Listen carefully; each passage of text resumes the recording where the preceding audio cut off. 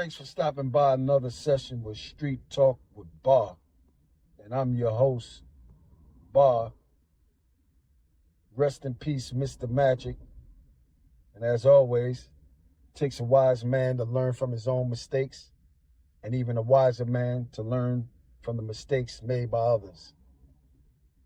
These stories is just a blueprint on some of the events of my life in the streets, and to be able to give insight on some of the things that we faced in the street, and also to be able to let you know that when I talk about doing positive things,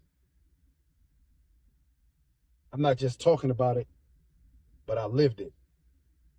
So hopefully you can take the information that I'm providing and change it into something positive before you wind up like a whole bunch of our brothers and sisters from the 80s, even up to the 2000s, it's doing a whole bunch of time, or maybe not even here. So the guy in the photo you're looking at, his name is Yammy. Yammy is a product of, from what I heard, Brownsville, Brooklyn. I never knew what part of Brooklyn he was originally from, but I always heard Brownsville. And he hung out in Queensbridge a lot. Left, right, but mainly Queensbridge. Nas, a lot of people in Nas camp, Capone and Noriega, and they camp, they all knew Yammy. And one thing they knew about Yammy was a bully. Yammy was nice with his hands, quick to knock somebody out quick. And he was a little dude. Yammy was about 5'4", solid, put together. He should have been a boxer, if you ask me. He should have been a boxer. Yammy, he had a lot of heart. He was known for robbing people. And like I said, that fighting stuff, if you didn't know what to do with your hands, you might as well not even mess with him, because he would run through you. Quick, fast. That little guy in that photo. So there's a term in the real estate. It's all about location, location, location.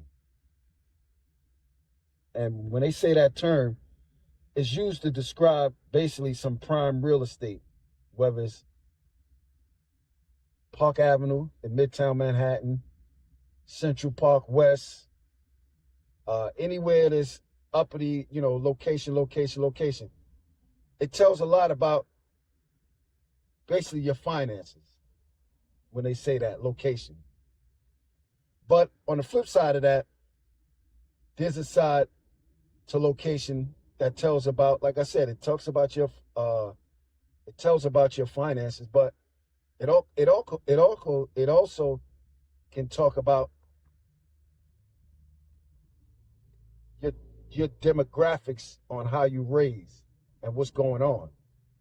Because like in the South down here, you got the railroad tracks, right? You got the railroad tracks, and it seems like there's always on one side of the railroad tracks, you got nice lawns, picket fences, but then on the other side of the railroad tracks, you got the not so nice lawns and not so nice houses and things of that nature. So that's another way, location, location, location. So I use that term to bring it up to this right here. My brother met Yammy in high school. Twan and Yammy met in the same high school, right? This high school was called Pacific High School. And anybody know about Pacific High School? What was the location? The location was, the school was right next, connected to the criminal court building. So now you see where I'm coming from with the location. So that tells you what kind of people that went to that school. I'm not saying everybody, but you were more than likely to have some involvement with law enforcement if you went to this school in Brooklyn, basically. So one day, Twan kept telling me, yo, Bar, you got to meet my man Yammy. You got to meet my man Yammy. Got to meet my man Yammy. Okay, cool. So one day, me and Twan, we downtown, we walking on Fulton Street. And as we get by the mall, I seen a little crowd. So as we got closer to the crowd, I noticed two dudes. One was on his knees and one was just stretched out. But he was stretched out to the point where, you know, he was still breathing and stuff, and he was like moving his head and trying to get himself together. And the dude on his knees, he had a gash over his eye. He was bleeding. And I'm looking at these two dudes. I'm thinking they must have fought each other or something. You know, I thought they had an altercation between each other. And they both just knocked each other out or whatever. But then I look off to the side, because out my peripheral view, I seen Twan talking to another guy on the side. So when I look, and when I finally put my eyes on this other guy, his lip is busted, his shirt is all pulled out, you know, like you could tell he just been in a scuffle. So Twan goes, yo, Bar, this my man Yammy. It's like, oh shit.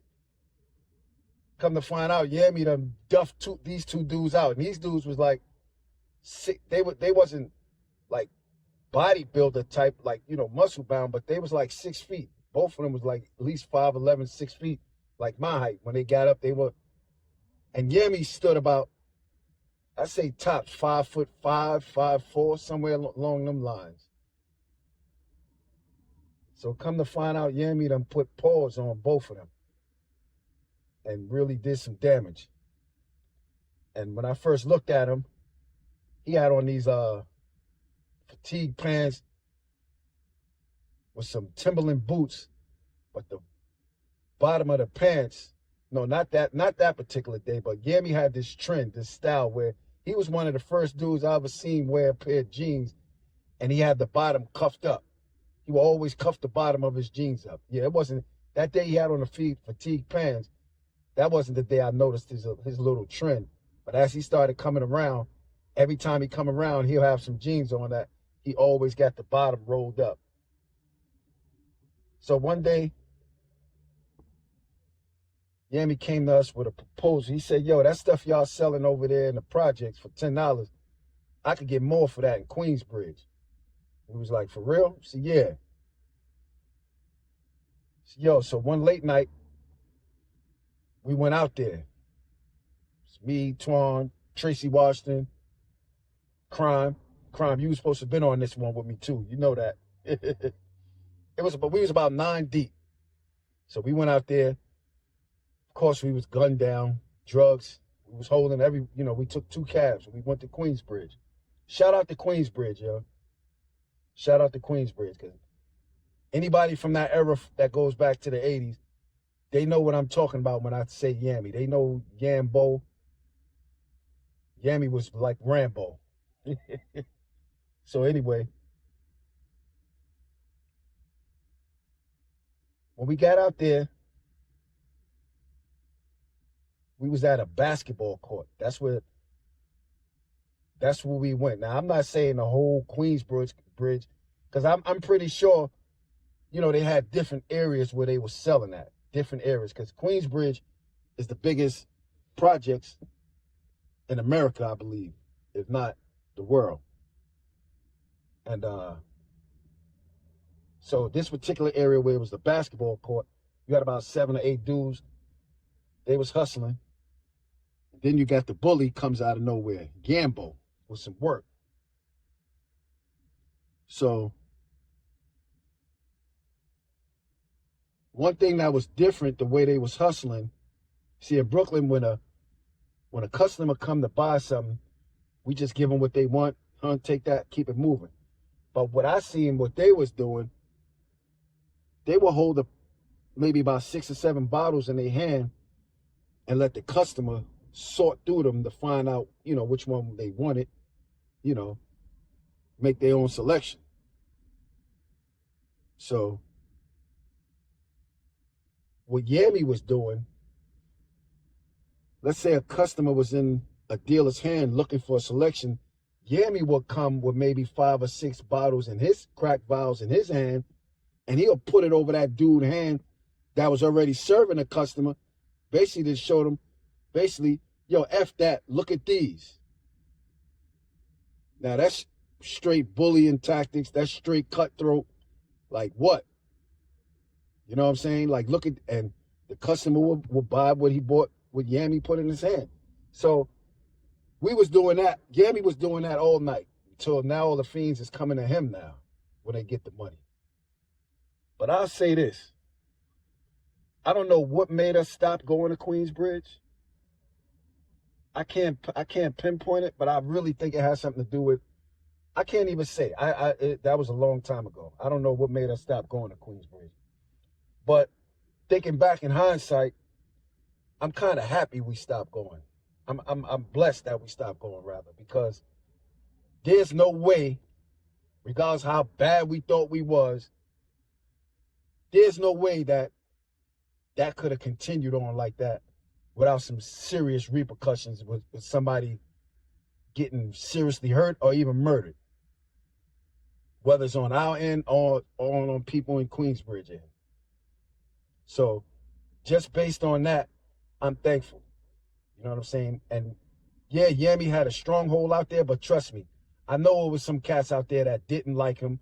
That's everywhere. Even when you think you're the toughest dude, it's still gonna be some people that don't like you. So I'm thankful that for whatever reason we just stopped going out there, man. Now I'm thinking, but back then I wasn't thinking like that. And like I said, we wasn't scared. We was just we was doing what it do. We was ready for whatever came back. But we were, when I just thinking about it now, when you're going into the biggest